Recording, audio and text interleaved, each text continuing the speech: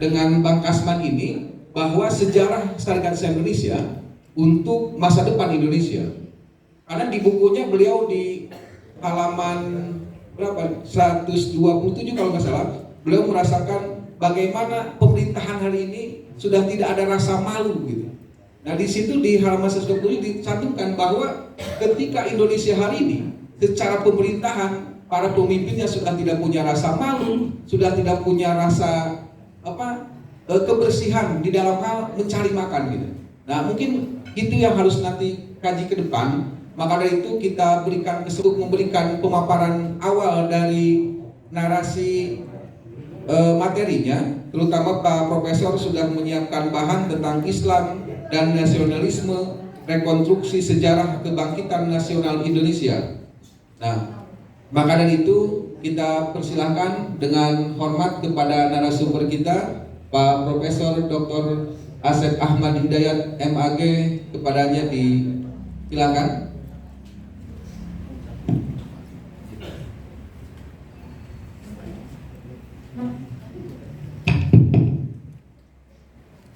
Assalamualaikum warahmatullahi wabarakatuh. La ilaha illallah wahdahu la syarika lah. La illallah la mawjuda illallah. La ilaha illallah la ma'buda illallah. La ilaha illallah la matluba illallah. La ilaha illallah la maqsuda illallah. La ilaha illallah anta rabbus samawati wal ardh. La ilaha illallah antal hananul mananur razaqul jabbar. Allahumma salli ala sayyidina Muhammadin al-fatih lima ughliqa wal khatim lima sabaqa nasirul haqqi bil haqqi wal hadi ila siratikal mustaqim wa ala alihi haqqa qadrihi wa miqdaril azim. Yang kami hormati para pimpinan dari mulai DP, sekretaris, sekaligus juga bagian daripada pimpinan cabang Syarikat Islam Indonesia Kabupaten Sukabumi yang kami hormati dan muliakan Ketua Dewan Cabang. Kemudian ada juga dari DPW dan yang tidak kalah penting peron-peron semuanya, al khusus kaum wanita Syarikat Islam Indonesia. Tanpa ada wanita, kita tidak akan ramai. Tanpa wanita, dunia ini sepi sekali. Tanpa wanita, laki-laki mandul. Tanpa wanita, para pejuang rijal, pejuang laki-laki itu tidak akan bersemangat. Karena itulah Rasulullah SAW mengatakan, sebaik-baiknya wanita itu adalah wanita yang soleh kan. Mata'un, jelas itu adalah wanita soleh. Insya Allah kaum wanita Syarikat Islam Indonesia adalah wanita-wanita yang soleh, calon ahli surga bidadari nanti dia akan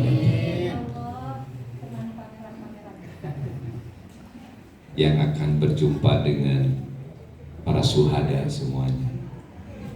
Insya Allah kita akan dikumpulkan di Yaumul Jaza di hadapan Allah Subhanahu wa Ta'ala. Mudah-mudahan kita termasuk orang-orang yang bertauhid sampai akhir hayat dan kita selamat biqalbin salim, dengan hati yang selamat nanti di hadapan Allah Subhanahu wa Ta'ala. Saya mengatakan begini, sedikit saya propaganda. Anda ini adalah calon-calon surga. Insya Allah saudara-saudara semuanya adalah ahli surga. Kenapa? Bukan tanpa alasan. Ketika Rasulullah SAW berkata, "Idza marwa ahadukum," apabila kamu lewat, apabila salah seorang di antara kamu melewati Radatul Jannah, taman surga. Taman surga itu di dalam hadis yang disebutkan nanti akan diangkat ke surga. Ada dua taman surga itu, yaitu adalah yang definit di Madinah dan di Mekah Al-Mukarramah. Yang sini kita kunjungi. Yang kedua, yang ditangkap Rasulullah yang dalam hadis ini. Apabila kamu melewati satu taman surga, maka bermayorlah. Mayor itu istilahnya kalau kita makan, ya makan naon bakakaknya, ujung sangu, sangu padang, sangu loksan gitu. Apa kau nangguna we dah gitu, campur-campur orang Makassar ngerti gitu. Itu kan mayoran gitu. Kamu mayoran artinya apa? Beribadah gitu. Beribadah. Mayoran di sini artinya beribadah, mendiskusikan, mendengar ibadah. Ditanya oleh para sahabat, ayo Ratul Jannah ya Rasulullah, mana yang disebut Ratul Jannah taman surga itu? Halaqatul zikri, riungan-riungan kelompok pezikir yang membahas, yang ingat kepada Allah Subhanahu wa Ta'ala. Termasuk kita hari ini adalah halaqatul zikri, artinya ingat kepada Allah Subhanahu wa Ta'ala. Zikir kepada Allah Subhanahu wa Ta'ala, menjelaskan ayat-ayat Allah Subhanahu wa Ta'ala. Dan kesana lagi apa? Wal masajid, dan masjid-masjid, kata Rasulullah SAW. Jadi artinya saudara-saudara sekalian adalah sedang duduk di Rodotul Jannah, taman surga, amin. Nah, tempat ini akan diangkat oleh Allah Subhanahu wa Ta'ala. Kenapa? Karena tempat ini bukan tempat maksiat. Karena tempat ini adalah halaqatul zikri. Harus yakin saudara-saudara. Yakin gak saudara-saudara? Yakin gak? Yakin gak? Itu sudah, itu sedikit saya menyemangati saudara-saudara. Jadi saudara harus yakin bahwa kita itu adalah insya Allah akan dikumpulkan dengan para syuhada, dengan Nabi Muhammad SAW, dengan al-ulama rasul anbiya, dengan para nabi semuanya di surga Allah Subhanahu wa Ta'ala. Yang kata Rasulullah, umatku yang paling depan, bahkan nabi-nabi akan masuk surga setelah habisnya umatku, kata Rasulullah Sallallahu Alaihi Wasallam. Kedua, bicara soal sejarah Islam, Syarikat Islam Indonesia, dalam pandangan saya sebagai seorang ilmuwan, sebagai seorang sejarawan, ya, doktor sejarah, ketua prodi sejarah, ini ada termasuk, kalau kita sebut 119 tadi kata Pak Dewan Cabang, itu ada disebut long time. Sejarah long time, sejarah yang panjang. Itu dalam teori sejarah disebut apa, Bu? Apa, Pak? Karena seminar, arti seminar bukan ada yang sakit tadi. Long time, long itu panjang, time waktu. Itu kata siapa? Kata Brodel. Kata siapa, Bu? Kan dengan ilmuwan saya. Brodel. Brodel itu adalah ilmuwan sejarah. Jadi sejarah itu adalah, ini sangat tidak mungkin. Mungkin ini 5 semester, bahkan menjadi doktor juga belum selesai. Buktinya disertasi banyak, tesis banyak, skripsi banyak, yang melakukan penelitian tentang Syarikat Islam Indonesia sampai hari ini belum selesai. Artinya masih banyak lerung-lerung atau juga misteri-misteri historis yang belum kita pelajari. Jadi saya tidak mungkin pada hari ini untuk berbicara long time, kecuali saya nanti bikin bukunya 2 jilid, baru itu adalah, iya kan? Itu kata siapa? Teori siapa? Brodel, ahli strukturalisme. Sejarah itu bukan dongeng, bapak-bapak. Sejarah itu, history is not story. Sejarah itu bukan dongeng. Tidak semua orang ya harus bisa bicara sejarah. Cuma sejarah itu adalah terbuka ilmunya. Satu, siapa saja bisa ngomong sejarah, tetapi belum tentu benar, karena tidak pakai ilmu, tidak pakai landasan teori. Yang kedua, keterbukaan itu sejarah bisa masuk ke dalam seluruh ilmu. Tidak ada ilmu sejarah, tidak ada ilmu yang tanpa sejarah. Ilmu matematik ada sejarah matematika. Ilmu hadis ada sejarah ilmu hadis. Fikih ada sejarah fikih. Ada sejarah syariah, sejarah tauhid, sejarah teologi, sejarah tasawuf, sejarah tarekat, sejarah fisika, sejarah kimia. Semua itu keterbukaan ilmu sejarah dimasuk di situ. Karena itu perlu bangunan-bangunan dalam sejarah. Maka adalah disebut dengan ilmu sejarah. Sebuah sejarah tidak mungkin lahir tanpa disebut dengan pakai no document, no history. No document, no history. Tidak ada tulisan maka tidak ada sejarah. No document, no history. Syarikat Islam Indonesia ada bukti-bukti tulisannya. Oleh siapa tulisannya? Primer, bukan sekunder, bukan tersier, bukan depan. Ada tulisan yang laporan oleh Belanda, koran-koran masa kolonial Belanda sampai hari ini. Kalau ini namanya adalah bukan lagi sekunder, bukan lagi primer, tapi sudah tersier dan segala macam. Maka perlulah interpretasi di situ sejarah itu. Jadi sejarah itu bukan dongeng. Apa itu sejarah? Sejarah adalah peristiwa masa lampau berhubungan dengan apa? Berhubungan dengan manusia. Ini jatuh atau kucing jatuh, gunung Cermai meletus, itu bukan sejarah. Gak ada sejarah gunung. Kalau begitu apa? Pengaruhnya tiba-tiba meletus gunung Cermai atau ini jatuh membuat orang sakit, dia lari ke rumah sakit, itu sebut sejarah. Mengapa dia lari? Karena ada faktor di baledogna kuieu dilemparna. Kenapa dia ekonominya jatuh, pertanian jatuh? Karena ada meletus sebuah gunung. Itu disebut dengan faktor histori. Jadi sejarah itu adalah berhubungan dengan manusia, peristiwa masa lampau yang berhubungan dengan manusia dan dibatasi oleh apa? Oleh ruang dan waktu. Ruang artinya tempat, waktu artinya waktu. Waktunya apa? 1 tahun, bukan. Selama ada tulisan. Hari ini barusan ibu-ibu membacakan atau menyanyikan lagu Indonesia Raya Wanita Syarikat Islam Indonesia dan menyanyikan Maras Syarikat Islam Indonesia di depan peserta seminar dalam rangka milad. Itulah sejarah. Bangsa sudah mensejarah. Itulah sejarah, itulah masa lampau. Karena ada tulisan, ada rekaman. Kalau tidak rekaman disebut apa? Prahistori atau prehistori, yang nanti ahlinya adalah antropologi. Ada fosil-fosil, ada kotoran-kotoran diteliti, itulah yang disebut dengan prahistori atau prasejarah. Nah, saya berbicara di sini bicara sejarah Syarikat Islam Indonesia, tidak mungkin dalam waktu beberapa 20 menit tidak mungkin kita berbicara. Karena long time, kalau secara periodik, kalau secara kronologis. Karena di dalam sejarah itu yang disebut, sejarah itu dalam bahasa Inggris adalah history. Dalam bahasa Arab disebut at-tarikh, bukan mahwat-tarikh, mazat-tarikh, tanggal, bukan at-tarikh. History itu, sejarah itu ada 2 secara tidak langsung menurut saya. Pertama, history of event, sejarah peristiwa.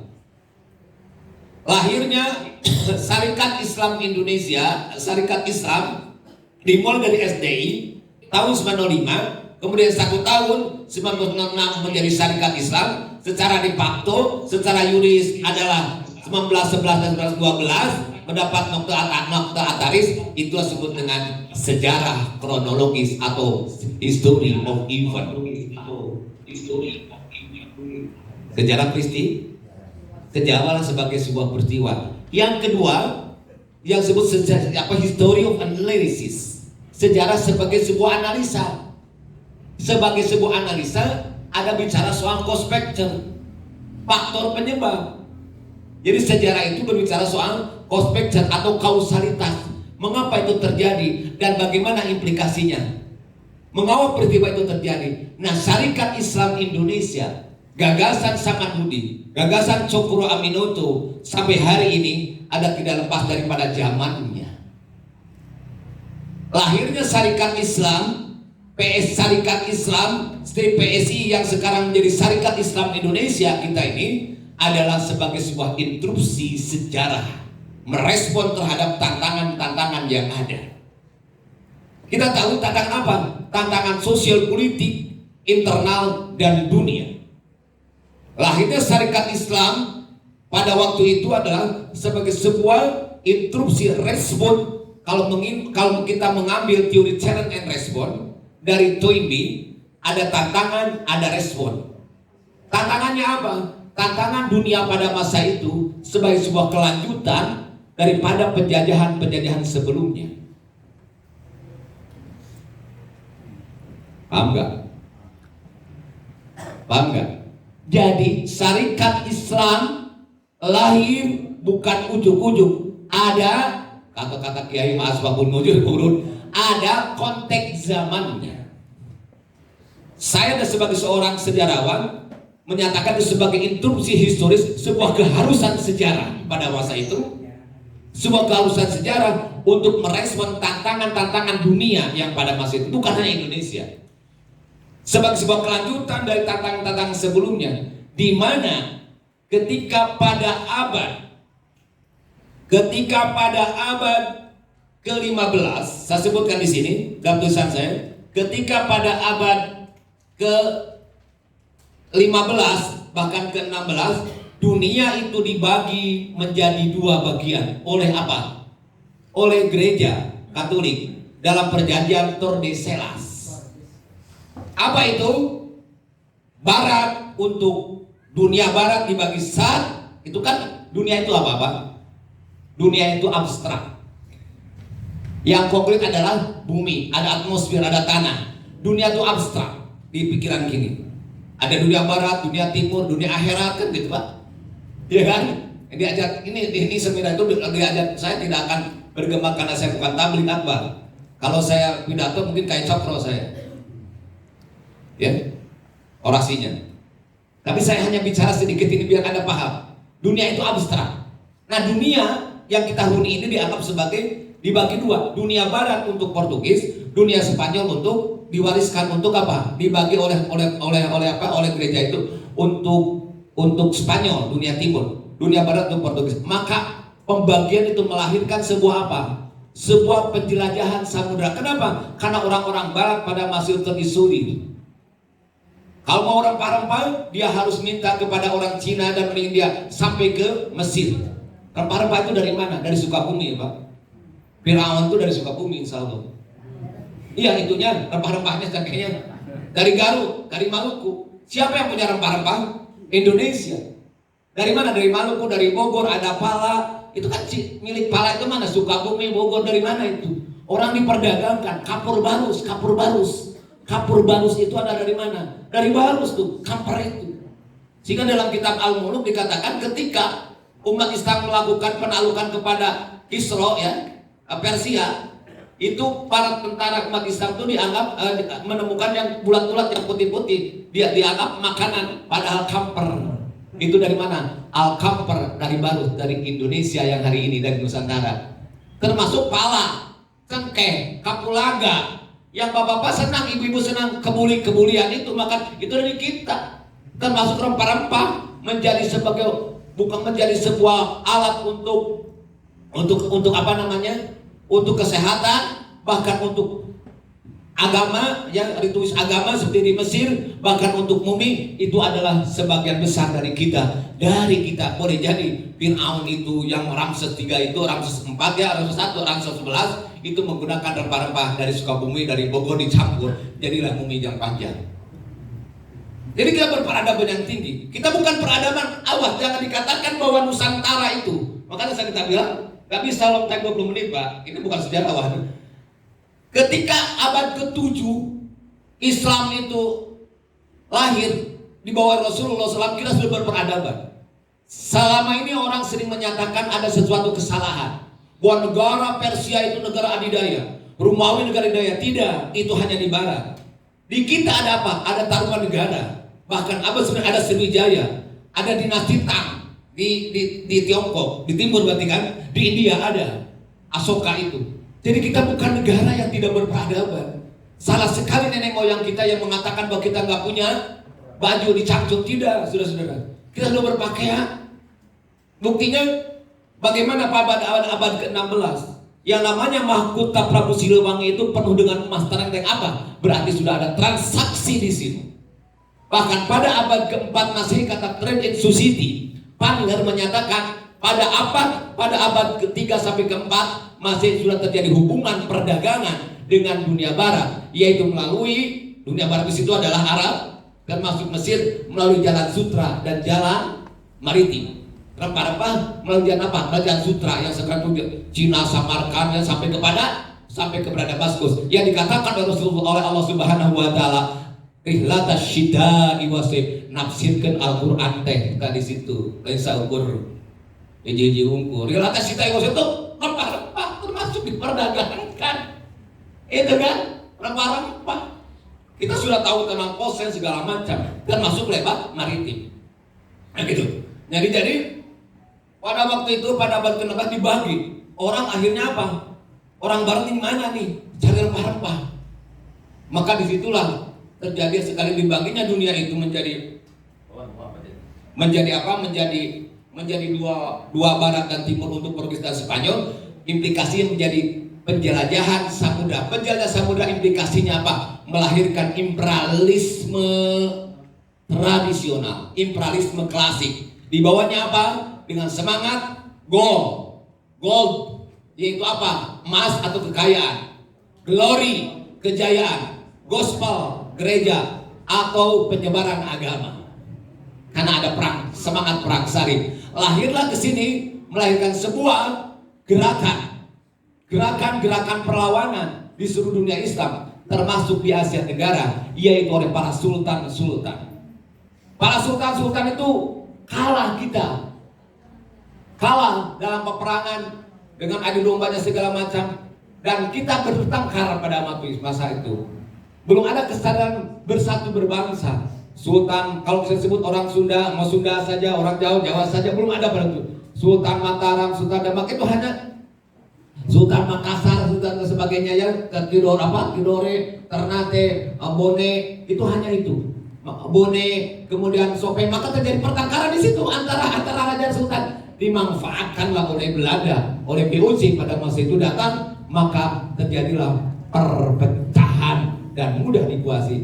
Ketika hampir seluruh tertaklukkan, artinya bukan tertaklukkan, ketika seluruh tidak ada perlawanan karena sultan-sultan sudah mandul, maka ketika itu juga pada abad selanjutnya, yaitu muncullah revolusi Prancis dan revolusi industri revolusi liberty, kebebasan Prancis, dan revolusi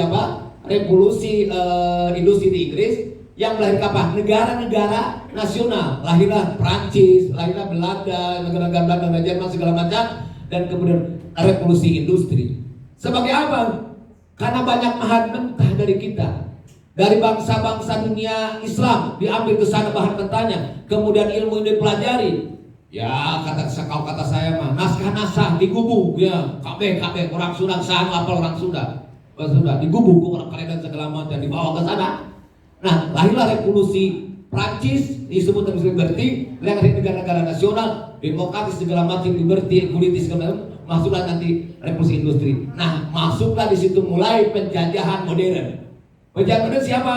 Di barat dikuasai, raja-raja tidak berkuasai. Dan proses selanjutnya ini kan loncat-loncat saya ya, karena memang waktunya ini loncat-loncat. Akhirnya yang menguasai apa? Kapitalisme.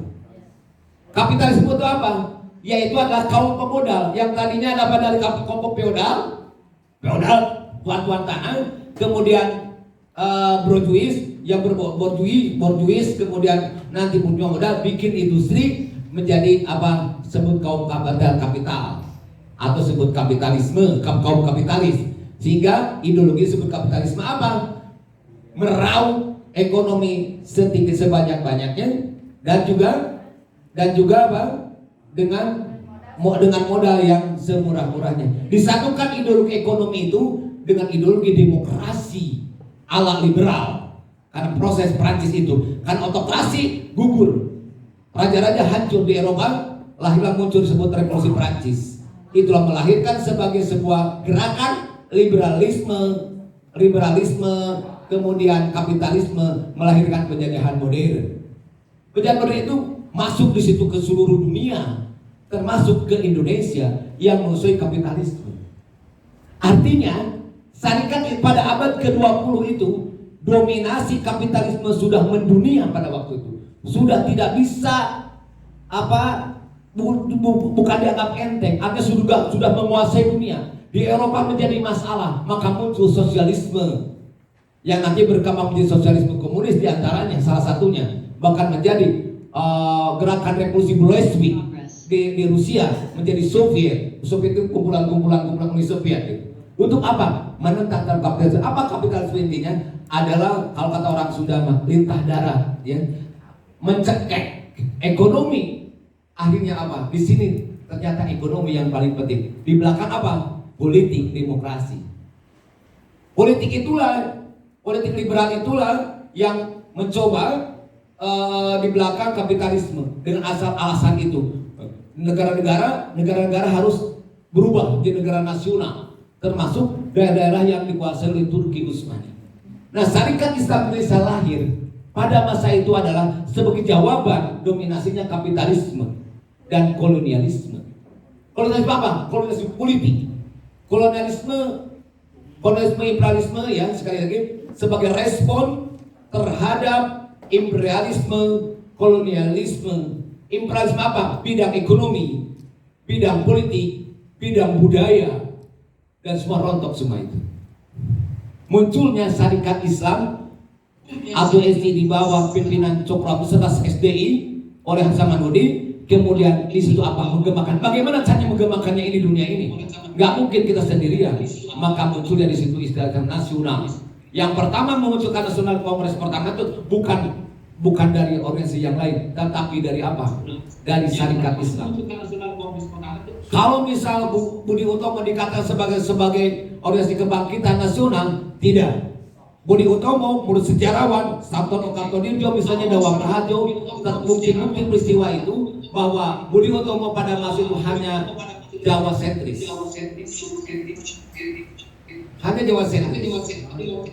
Sementara Syarikat Islam dengan modal agama seluruh Melayu, orang-orang di Timur Tengah, di Arab itu menyebut orang-orang Asia Tenggara sebagai apa? Orang Jawi.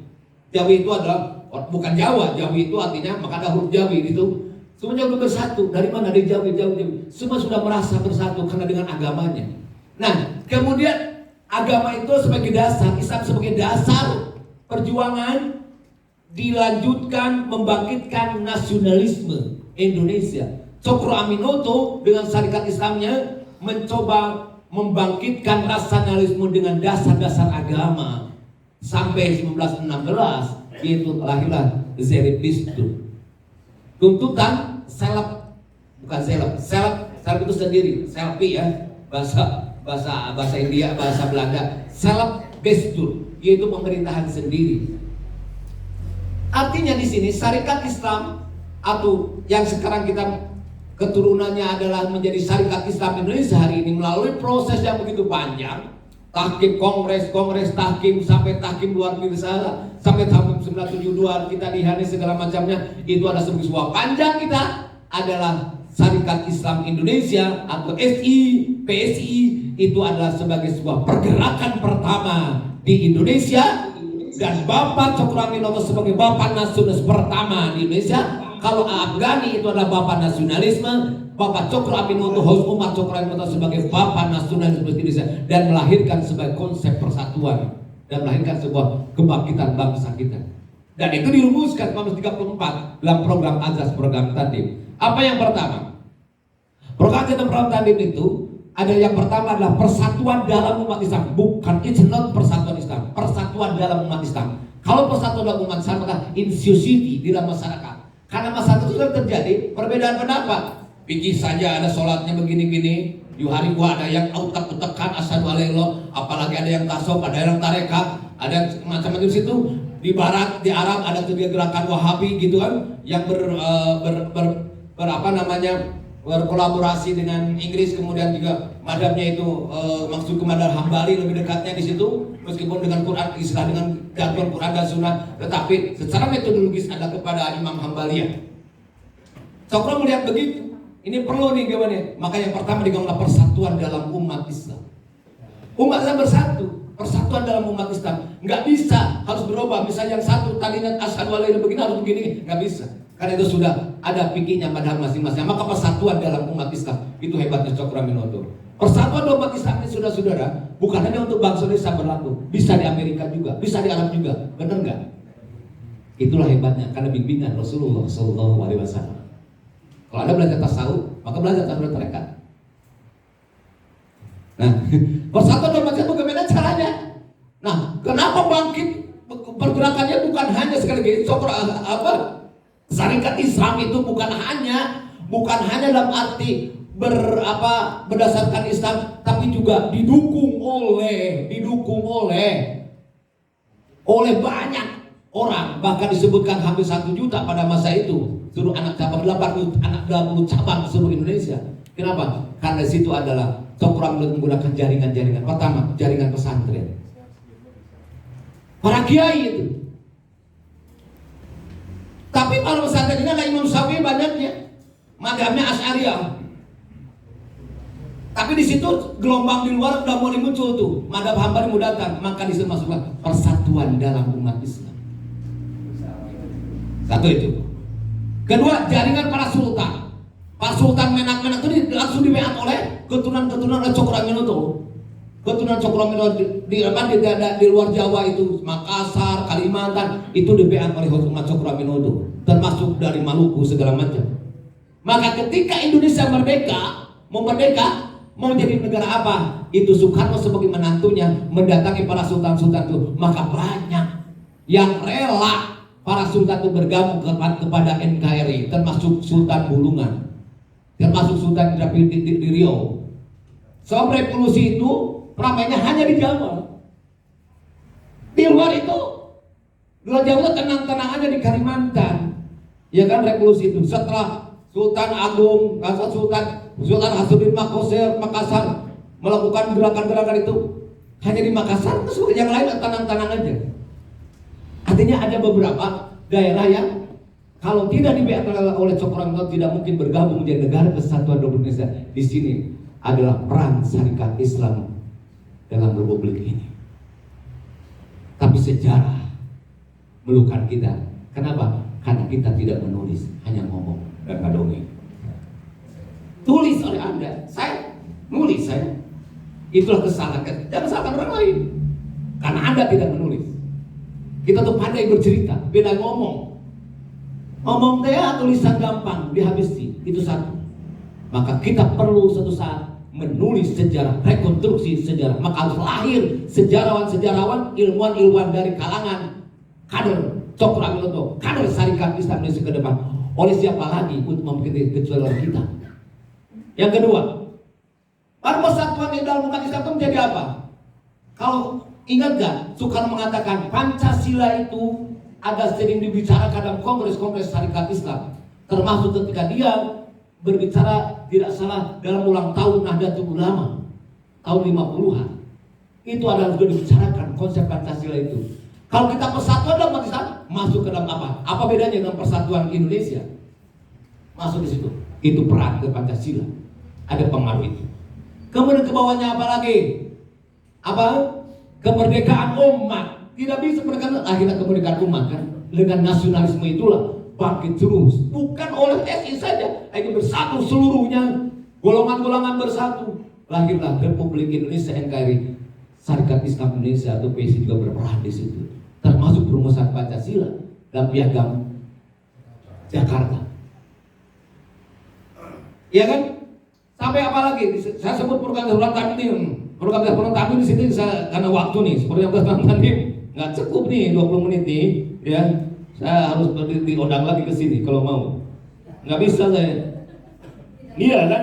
Sifat negara dan pemerintah jelas adalah Usawirul Milani. Bagaimana Cokroaminoto gagasan pemikiran Islam digabung dengan gagasan demokrasi, tapi bukan demokrasi liberal, tapi juga ngambil dengan sosialismenya. Ada demokrasi sosialismenya. Itulah hebatnya Cokroaminoto. Lahirlah Pancasila hari ini, bentuk negara kesatuan Indonesia. Itu adalah memberikan inspirasi terhadap kaum pergerakan. Tapi tapi tidak dicatat dan tidak ditulis. Oleh siapa? Oleh umat Islam, oleh penulis kita. Jangan Ambon, kenapa dia nggak nulis? Kita ada yang nggak nulis. Kalau dulu nulis orang itu nulis kalau dulu, gitu kan? Dulu orang nulis. Kalau Pak Kiai Cokro itu, Pak Herman itu bicara hikam kan nulis. Itu siapa? Karangan siapa? Kalau Pak Ihai Ulumuddin karangan siapa? Ditulis. Sekarang kakak kita tuh marah-marah kan? Apa nulis Sapinah Tunajah? Apa Nasrul Ibad? Nulis gak ada. Imam Nawawi nulis. Yang sebenarnya melahirkan sebuah karya Nasrul Ibad. Kalau kita apa karyanya? Hanya ngomong, itu gak benar. Artinya apa? Itu keinginan Yahudi agar kita pecah. Jaringan kiai, menurut saya jaringan kesultanan dan jaringan menak-menak itu banyak dibahas oleh Cokroaminoto, termasuk di Jawa ini. Tapi Belanda, pemberian Belanda melakukan divide and impera. Satu kasus misalnya di Garut pada 1930-an itu dipecahkan dua ulama itu. Ada ulama Cap Jangkar yang kasih bisluit, kiai itu, dan ulama yang pergerakan seperti yang dipimpin oleh Mustafa Kamil. Dipecahkan itu. Sekarang ini apa? Maaf saja Pak. Kenapa? Jangan salahkan kita itu sejarah. Sekarang ini kita itu kecil hari ini. Tidak dianggap oleh orang lain. Tidak dianggap, kita harus evaluasi diri. Tidak dianggap oleh orang lain. Sekali lagi, kenapa? Karena bangunan juga kecil. Nyolong di Parakan Salak, di Karangtengah Garut. Di Jakarta gimana? Kan orang melihat penampilan dulu. Polisi hebat. Kenapa? Terbuka duit, oke, polisi tentara, agak-agak, udah pakai baju. Ya abah, terbuka duit dengan 500.000 misalnya, dia KSP kan? Begitu juga itu, karena dia nggak kecil. Kenapa? Karena kita mengecilkan sendiri. Karena kita tidak memelihara aset-aset kita, tidak memelihara aset apa? Sebagai sebuah apa? Sebagai sebuah modal kapital, sosial kapital kata Borju, yaitu aset wakaf, aset turunan kita. Anak cabang tidak dibina, kurang dibinanya. Kakek-kakek nenek-neneknya tidak disilaturahim. Kalau ada kesalahan langsung diomongin. Ya pundung jelema atuh. Wah, naon eta la ilaha illallah kitu dikira lo. Eta manaon cenah bina, pundung pasti tadi. Siapa yang salah? Kita. Ya kan? Saya tanya pada saudara-saudara, apakah bedanya Sapinatun Najah dengan Bulughul Maram? Tidak ada bedanya, makan juga itu makan. Hadis Bulughul Maram makan. Sapinatun Najah makan. Kenapa tidak diaji? Dua-duanya kita aji. Itu kaum syarikat Islam. Lahirlah sebagai sebuah kiai panutan yang mempersatukan berbagai madhab. Itu yang harus dilakukan oleh kita semuanya. Jangan terjebak kita. Tinggal di Garut, maaf saya di Garut udah gini. Ramenya batu paparan saya, ada orang esi macam itu biasa-biasa sering kayak gitu. Orang simpatik. Kenapa? Karena tidak memperdebatkan, tidak memperhatikan masalah fikih. Fikih itu dimanapun ya zonni. Sampai kapan pun zonni. Saya sebut misalnya. Innamal amalu binniyat. Satu contoh. Innamal amalu binniyat itu adalah hadis dan niat. Tapi dua mazhab berbeda. Satu mengatakan mazhab Imam Hambali, salah satunya mengatakan bahwa itu syarat sah. Syarat sah sebuah pekerjaan. Kalau syarat sah berarti di luar pekerjaan. Maka kalau syarat sah itu seperti apa di luar pekerjaan? Itu syarat sahnya sholat dengan wudu. Tapi Syafi'iyah menyatakan itu adalah rukun. Karena itu rukun itu harus diucapkan. Kenapa? Seperti takbiratul ihram rukun, Allahu Akbar, maka itu harus diucapkan juga karena dia rukun. Hadisnya sama tapi berbeda pendapat, maka melahirkan talafut niat. Akhirnya apa? Yang disebut fikih itu zonni kebenarannya. Terjadi perbedaan pendapat. Karena itu Cokro mengatakan persatuan dalam umat Islam. Sampai kapanpun fikih tidak akan bersatu. Tapi selama ada dalil, semuanya ada hebat itu. Kalau bapak-bapak sekalian mau kaya menggunakan madhab Syafi'iyah, maka bapak-bapak tidak akan kaya. Percaya. Nukerkan iya kudu sakieu deui. Nukerkan lokcan kudu beas lokcan, jeung beas bagian kudu sakilo. Kumaha bapak-bapak aya dari luar negeri. Sareal sabaraha. Kudu sareal deui kan diberikan kalau saja 2.500 berarti haram bapak. Cek Imam Syafi'i berarti ambillah madhab Hanafi. Itulah disebut dengan bertoleran. Ada dalilnya, semua yang Quran Sunnah ada dalilnya, ada metodologinya. Kalau bapak-bapak misalnya pergi ke dolar berapa sekarang? 15.000. $1 berarti nuker ke $1 udah $1 deui. Rugi atuh orang Amerika. Maka 15. Nah, gitu kan? Artinya mana fikih itu ada terjadi dunia. Nah, saudara-saudara sekalian, kenapa itu terjadi hari ini kita kecil? Satu, ada pertengkaran dan pengkhianat, termasuk 972. Pengkhianat, maka Anda jangan menjadi orang-orang pengkhianat. Dari pengkhianat Anda, maka lebih baik Anda bikin organisasi baru aja, jangan mengatasnamakan syarikat Islam. Organisasi naon itu terserah. Jangan nanti kasihan. Ini apa? Syarikat Islam itu adalah lahir dari orang-orang yang bersih dan suci. Yang kedua, jangan. Yang kedua adalah apa? Kita lupa meninggalkan lembaga pendidikan. Kenapa Muhammadiyah maju? Kenapa Nahdlatul Ulama maju? Kan dia lembaga pesantren yang berkembang. Bahkan sekarang juga ada sekolah-sekolah yang dikatakan dalam Dalilul Musa, buku Dalilul itu sudah tidak up to date. Dikatakan bahwa Nahdlatul Ulama itu adalah itu tradisional. Tidak hari ini. Boga pesantren, boga rumah sakit, boga bank. Yang disebut dulu itu ada modern itu adalah karena Muhammadiyah belajarnya pakai kursi dan sistem kelas. Disebut modern.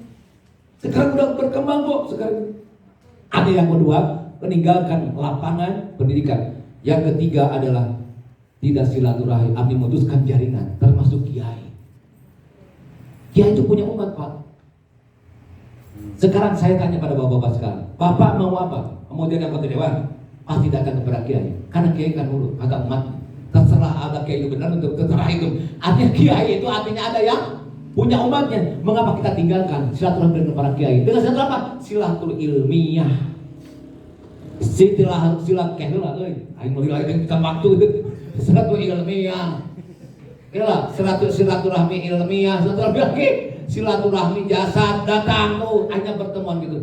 Kemudian yang ketiga adalah cetak para ulama, para kiai kita punya pesantren. Selanjutnya apa? Menurut saya, pendapat saya, karena kurang spiritualitas kita. Ideologi pintar, tapi tahajud jarang. Hayang negara, hayang modern Islam, tapi gak doa akara. Anu kalau diserakat ya Allah Gusti hayang bayar hutang, itu pernah. Kurang spiritualitas. Baca Al-Qur'annya kurang. Sekarang orang misalnya, alhamdulillah rabbil alamin, saya tadi mendengarkan. Kenapa misalnya partai yang lain atau kelompok yang lain bagus dengarkan itu bacanya bagus tasdid tilawah diturutan. Padahal orang saya tadi siapa? Bukan tasdid, muzawwad itu ilmu tadi, bukan ilmu tasdid. Kenapa Anda lupa? Ini hazanah intelektual sudah ditinggalkan kita tasdid tilawah aja pada muzawwad. Jika ada bayaki, aing tidak bisa tadi bayaki.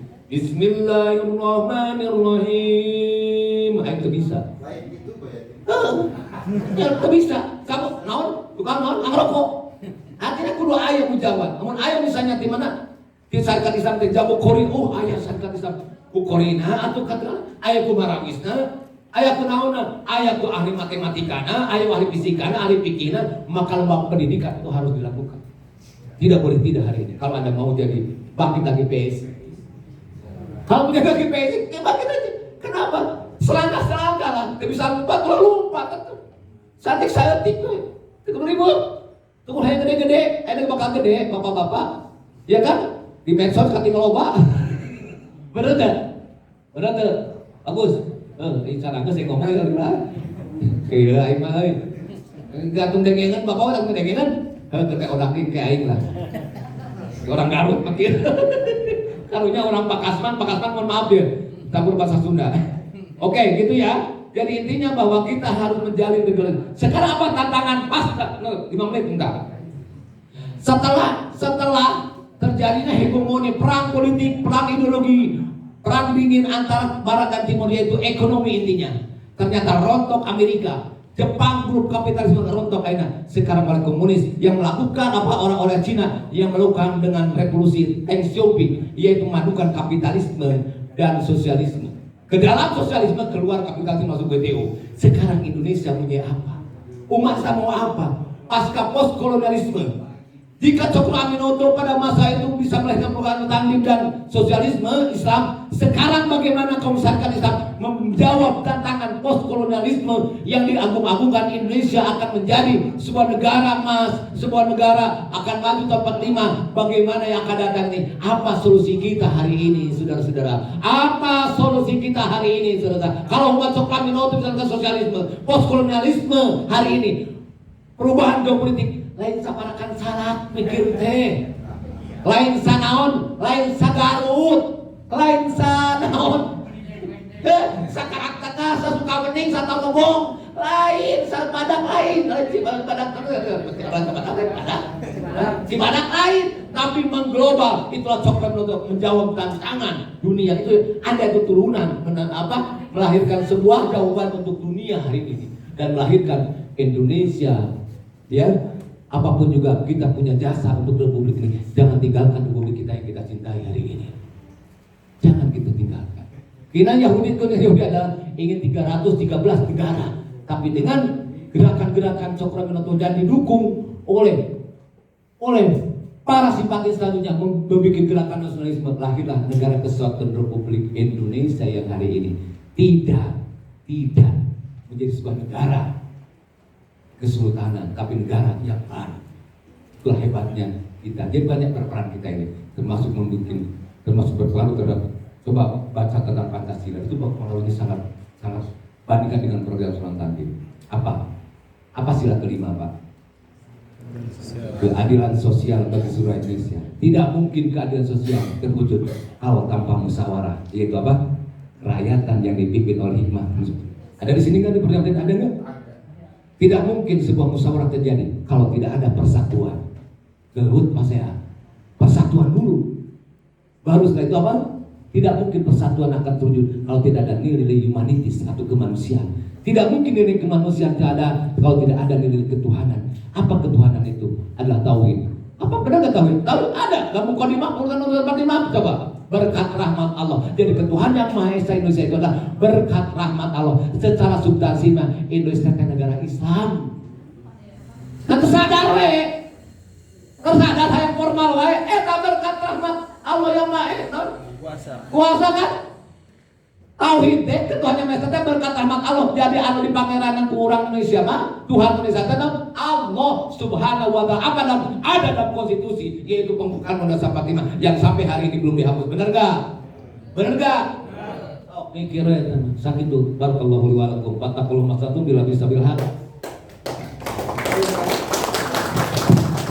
Kebenaran sekali lagi untuk Profesor Syekh Ahmad Hidayat. Beliau cukup bersemangat, yang memang pada informasi awal beliau dalam keadaan sakit, tapi ketika berbicara dalam kita beliau menjadi sehat kembali, dan mudah-mudahan Allah senantiasa memberikan kesehatan kepada beliau.